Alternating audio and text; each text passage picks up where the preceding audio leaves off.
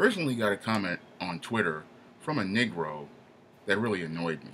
And in these two comments, this Negro tells me that his mother sells lots of books and that I'm not marketing my books properly. I have this to say to this Negro. I guess Denzel Washington didn't know how to market The Great Debaters. And I guess the producer, Michael Jai White, didn't know how to market Black Dynamite. And I guess Ava DuVernay and Sally Richardson didn't know how to market I Will Follow. And I guess Sally Richardson also didn't know how to market Pastor Brown. And I guess the producers of Pride didn't know how to market Pride, because all of these movies you Negroes didn't go out and see. Instead, you made No Good Deed the #1 movie in America. You made Straight Outta Compton the #1 movie in America. And you recently made The Perfect Guy the #1 movie in America. What it comes down to this Negro, I find is interesting, is that whenever you present him with content like I produce, which is positive and balanced, this Negro cannot be found anywhere. And he will sit there and tell you that it's your fault for not marketing it to him, when then you go out of every way and every effort to market to this Afro-American Negro. Yet he will go and head over to the side of the entertainment where the images are debaucherous, degrading, and humiliating. He will run out and make a show like Scandal, the #1 show on Thursday. He will go out and watch Empire and make it the #1 show on television. He will make Blackish the #1 program on Wednesday nights. This is what this Negro will do, and then he will tell a producer of positive black fiction like myself that we're not marketing it right. Well, what are we supposed to do? We spend our money, we go out, and we try to reach the Negro, but what does the Negro do? The Negro pretty much ignores anybody like myself who goes out and makes efforts to present positive, humanized images of this Afro-American Negro. Instead, this Negro, whenever you present him with an image that is a stereotype, he's right over there in droves, making every effort to support it. Now, I have gotten complaints about hand-drawn covers that I've produced for, books like The Temptation of John Haynes. And in recent years, I have made efforts to improve the quality of those books. I went out and hired an artist to design the cover for this book, Isis Wrath of the Cyber Goddess, and this book, Isis Night of the Vampires, and East Team Undercover. And I got an artist to do this, and you know what the Negro told me? The people on the covers were too light-skinned. And you know what I have to say to the Negro? The same images of these women, if you saw one of these women in the club, you would be running up to that woman, trying to go get her phone number. So that argument does not wash with me. When it comes down to this Afro-American Negro, you see, I pretty much know the truth regarding this Afro-American Negro and why he won't support positive black fiction or positive materials or particular materials that, don't fit within a certain thing, because many of these type of stories just do not fit within the narrative of this Afro-American Negro and his white liberal slave master. When it comes down to this Afro-American Negro, he will only support things that fit within the narrative of his white liberal slave master. See, he can't go into a story like A Temptation of John Haynes and come in talking about the ongoing legacy of slavery, white supremacy, or racism. He can't go into a fantasy story like those in the ISIS series talking about white supremacy and the ongoing legacy of slavery and other, things. He can't go into a story like the Thetas, which is a story about an African-American sorority, and claim victimization. You can't go into a story about an African-American goth and goth subculture like Smithsterella and come in and talking about, how Afro-Americans are oppressed by white people. You can't come in with any of those narratives when it comes down to this type of story. Instead, when he's confronted, by the packed products featuring, those types of stories, it makes him uncomfortable, because when he hears and reads those kind of stories, they don't fit within his box. they don't fit within the narrative that his slave master tells him about himself. Because if you go outside of that box and start telling stories in that range about that Negro, it's going to do something that this Negro does not like to do. And what does that Negro not like to do? This Negro just does not like to think. Because if he has to start thinking outside of the box regarding himself and his own perception of self, it means that he has to start really deconstructing these dysfunctional ideas that he has learned from birth. And if he has to really start thinking about those ideas, he has to really start taking a look at himself and saying, I need to be responsible for myself. When he reads a story like this, where there is no white person, there is no narrative about white supremacy or racism or the ongoing legacy of slavery or any sort of victimized narrative, it makes him uncomfortable. And because he has to read this type of narrative, the story which does not fit his narrative, it means he has to come out of himself and enter unfamiliar territory. Now, I'm comfortable in unfamiliar territory because I'm comfortable being a black man. I am happy being a black man. I'm proud of being a black man. And this is one of the reasons why I make every effort to produce positive African American fiction, presenting positive images about this African American Negro, so that people can see that we are more than what fits into this narrative of the white liberal, and we can start seeing ourselves outside of this white lens. Now, I'm not the best at marketing.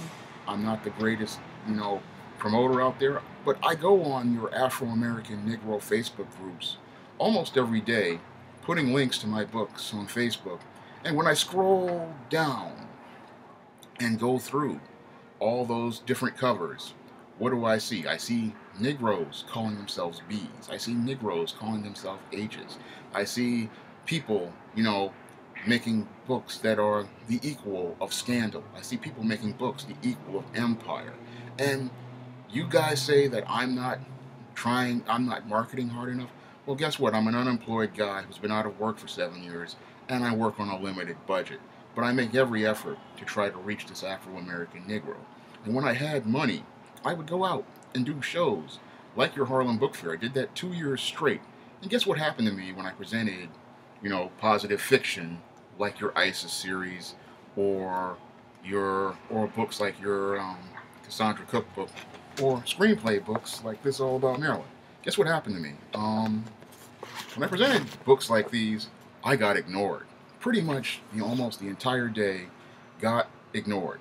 This is what I ran into dealing with this Afro-American Negro in the marketplace. So when people tell me that I don't know what I'm doing and I have made efforts to reach you, it tells me, you know what, you guys don't know what you're talking. This dude doesn't know what he's talking about. This Glaze doesn't know what he's talking about. And the only reason why this Negro runs for certain things again is because he's got a Pavlovian mentality, and he only approaches material that fits a certain narrative and presents certain views regarding this Afro-American Negro. I mean, let's look at Empire, for example.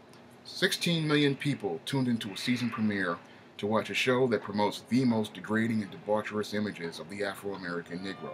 Scandal show promotes this black woman in the most negative light, shows her as a black Jezebel, but this Negro will go out and watch this show and have parties around it. Meanwhile, I go out and, I will go out and produce a story featuring an Afro-American heroine like your ISIS, and this book pretty much has struggles in the marketplace.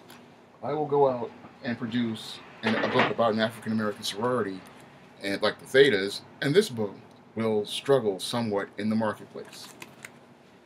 I will go out and produce a book about African-American goth. I don't know how well this is going to do, but I guess this will probably struggle in the marketplace too when it's released on Halloween. But I produce this type of content which produces not only balanced images of African Americans, but diverse images of African Americans, and this Negro will pretty much ignore it. And the reason why they ignore it is because, it does not fit the narrative of his white liberal slave masters. And the Negro wants to remain in that narrative because he needs to be a victim, because he, again, believes that being a victim is a position of power, and that by being the victim, he can get his needs met. Now, I've said that in numerous videos time and time again, and I only repeat it because it is the gospel truth regarding this Negro. I mean, this is just not me who produces this content. Again, I can go back, you know, to your Denzel Washington, who produced and directed The Great Debaters.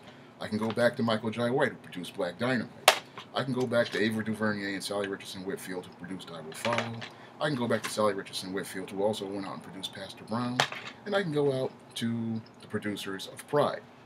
Were all those people, did they not have marketing skills? No, it's because this Afro-American Negro only sees the worst about himself and the worst regarding himself. He or she will just go out and support the most debaucherous and the most degrading images regarding self. And that has to do with the Negro's own negative self-image and the Negro's own negative self-worth. That's why he goes out and makes Straight Outta Compton the #1 movie in America and spends $100 million at it at the box office. This is why this Negro will go out and make a movie featuring a black brute like No Good Deed, the #1 movie for 2 weeks in a row. This is why this Negro will go out and make a movie like The Perfect Guy, which features another black brute stereotype, #1 movie in America. This is why this Afro-American Negro will go out and make a TV show like Scandal and How to Get Away with Being a Minstrel, which featured 2 black Jezebels, the top-rated shows on television. This is why this Negro will go out and watch a show like Empire and make it the #1 show, one of the #1 shows in the top 10. Because, you know, this is what this Negro does. Because, again, this Negro has had a negative self-image, and he does not see the best in himself like I do. I see the best regarding the African-American Negro. I see the best regarding black people, and that's why I make every effort to produce positive images of African-Americans on my SJS Direct imprint, because I look at this African-American Negro, I look at this black community, and I've seen the downward slide since I was 17 years old back in 1991.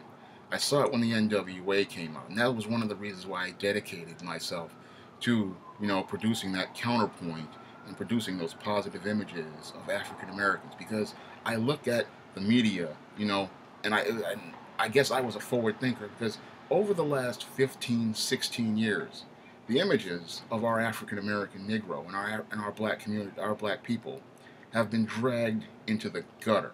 And the sad part is, now, instead of white people producing these negative images like they did in the 1930s, we have Afro-American Negroes like your Chandra Rhimes and your Lee Daniels coming out here to produce these negative images of African Americans and presenting them to the world as what is the gospel truth. And the reason why I come out and started this SJS Direct imprint, because I understand what's going to happen to the next generation that grows up with this.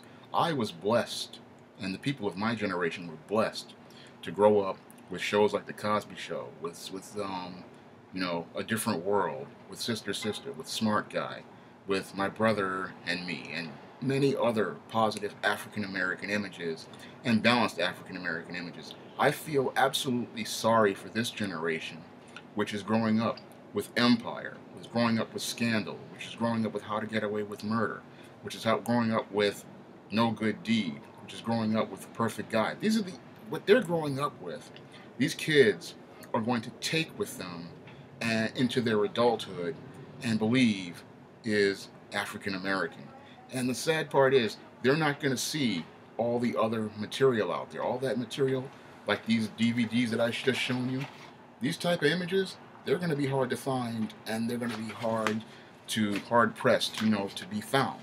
And many African Americans, because it's not popular, they're not going to go and see those images.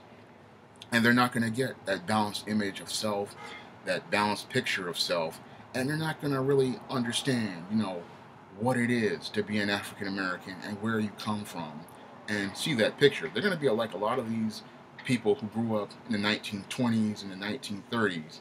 You know, they spent time, all they had were images of coons and minstrels. And sad part is, they were fighting to get other images out there in the Harlem Renaissance.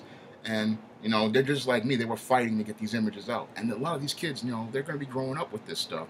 And this culture is being taught to them by their mothers.